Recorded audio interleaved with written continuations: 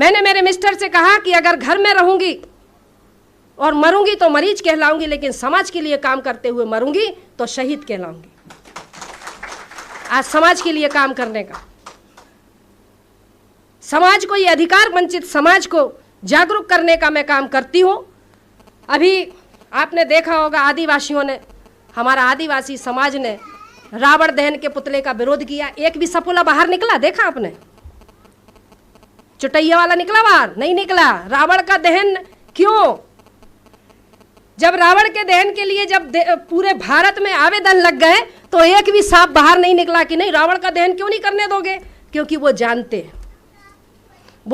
हैं कि अगर रावण के दहन पर अगर हमने प्रतिबंध लगा, मतलब उसको खोलने की बात करी, तो मैं भी कमजोर नहीं हूं। मेरा सवाल पहले से ही मैंने तैयार करके रखे।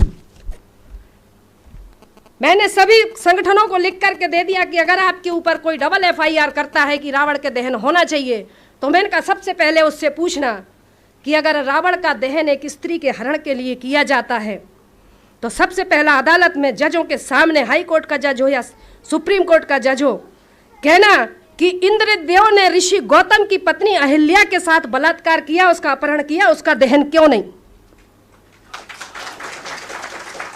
राजा पांडु ने माद्री के साथ बलात्कार किया, उसका दहन क्यों नहीं? ऋषि पाराशर ने केवट की बेटी सत्यवती को भगा करके ले गया और उसका बलात्कार किया, उसका दहन क्यों नहीं? बृहस्पति की पत्नी तारा का हरण वन मंत्री चंद्र ने किया। ये मैं नहीं कह रही हूं, उनके धर्मशास्त्र कह रहे जो उनके बाप दादों ने लिखे। तो वन मंत्री चंद्र ने अपहरण कर बलात्कार किया, उसका दहन क्यों नहीं? ब्रह्मा ने अपनी पुत्री सरस्वती का अपहरण किया, बलात्कार किया, उससे बेटी पैदा करी, उसका दहन क्यों नहीं? राजा नरक की रानियों के साथ कृष्ण ने जबरदस्ती विवाह किया, उसका भी तो दहन होना चाहिए ना।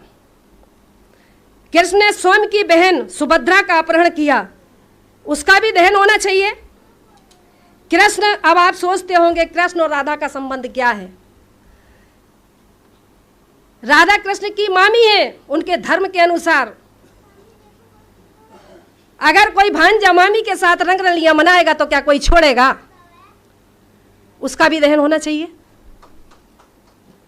इसी तरह भीष्म पितामह, महाभारत में भीष्म पिता ने अंबे अंबालिका का अपहरण किया, तीन लड़कियों का अपहरण किया, अंबे, अंबा, अंबालिका, उसका भी दहन करो।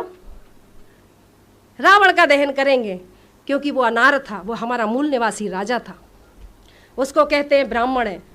वाल्मीकि जी को कहते हैं ब्राह्मण है। आज हमारा जो भंगी समाज है, वाल्मीकि समाज है, वो सोचता है कि वाल्मीकि जी ने रामायण लिखी। अगर रामायण लिखी तो सुंदरकांड के दोहा क्रमांक 58 में यह क्यों लिखा कि ढोल गवार शूद्र पशु नारी सकल तारणा के अधिकारी? क्यों लिखा? यह लिखा है। ब्राह्मण जितने भी हमारे देश में आक्रांता आए, सबने भाषा के नाम पर बेवकूफ बनाया।